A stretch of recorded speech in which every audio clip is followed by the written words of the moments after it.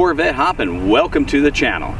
First of all, thanks to each and every one of you for watching. We now have 1.5 million views, 9,500 subscribers. That would not be possible if it wasn't for each and every one of you.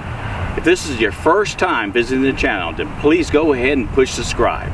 Today, we're going to do an extensive review of the MJJC Foam Cannon. With that, let's go ahead and get started, and hey, keep those cars on the road. I often get asked, why do I use a foam cannon? Well, to me that's simple. Every time you wash your car, you increase the possibility of scratching the surface paint of that car. A foam cannon allows you to get that extra soap, i.e. foam, to prevent that from happening. That's why I use a foam cannon. First off, thank you to MJJC for sending us this foam cannon. You'll see right here the instructions and simply how to use. Let's go ahead and unbox this thing. I've already unwrapped this, but I'll show you what it looks like when it comes in. This does have high quality packaging. Clear instructions. You get the clear tube with a weighted ball and a 1.1 millimeter orifice. You get the 1/4 inch quick disconnect.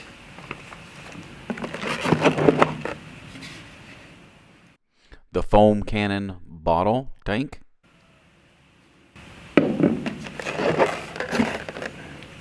The nozzle. Now this is a very high quality nozzle. In fact, it screams quality with its brass fittings and interior. I'll show you an example of what the inside of this foam cannon looks like in just a second. This is a photo of the foam cannon body. As you can see, brass is used throughout. Clearly, no shortcuts taken in the design of this foam cannon. Go ahead and set this box aside.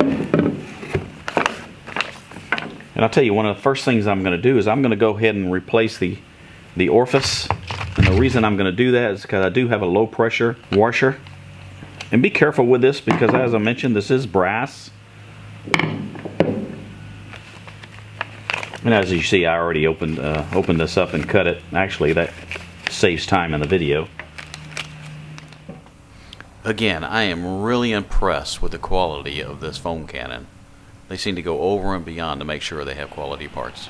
Now, as I tighten the 1.1 millimeter orifice, I'm going to tighten it just enough to be snug. There we go. Next, I'll go ahead and install the clear tube with the weighted ball on the end. That is very important because it allows you to use the foam cannon sideways or straight up. Now, let me show you why that flexible tubing and ball is so important and how it can move around in the tank. Notice how the foam cannon continues to produce foam no matter how I turn it. Not every foam cannon has this capability. And now I'll go ahead and install the 1/4 quick disconnect. Now you specify what kind of connector you need when you order the foam cannon. And once again, it's just going to be snug. And now, just install on the bottle. By the way, this foam cannon costs about $69 to $78 depending on where you get it. That's what it looks like fully put together. So one thing that is different with the foam cannon 2 is that it comes with a stainless steel filter already installed. The nice thing about that is you'll never have to change it. Just make sure you clean out the soap after use. Now let's cover some of the controls on the foam cannon. There are 3 different ways to control the foam out of the foam cannon. The first portion is by turning the red portion of the nozzle clockwise or counterclockwise, controlling the spray 360 degrees.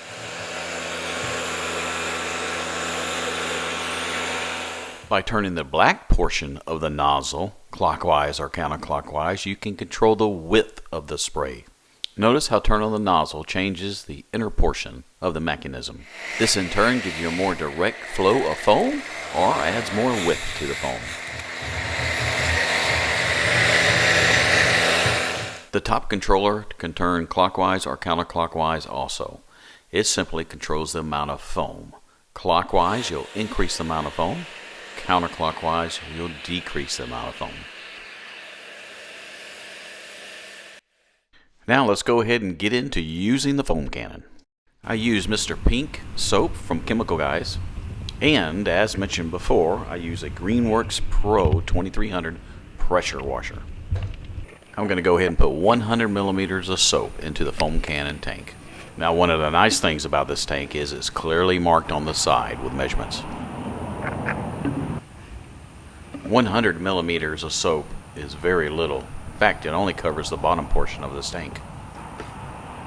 Next, go ahead and fill the tank with another 900 millimeters of water. We can now go ahead and secure the foam cannon body to the tank. Ensure that it is slightly snug. Connect the foam body now to the pressure washer.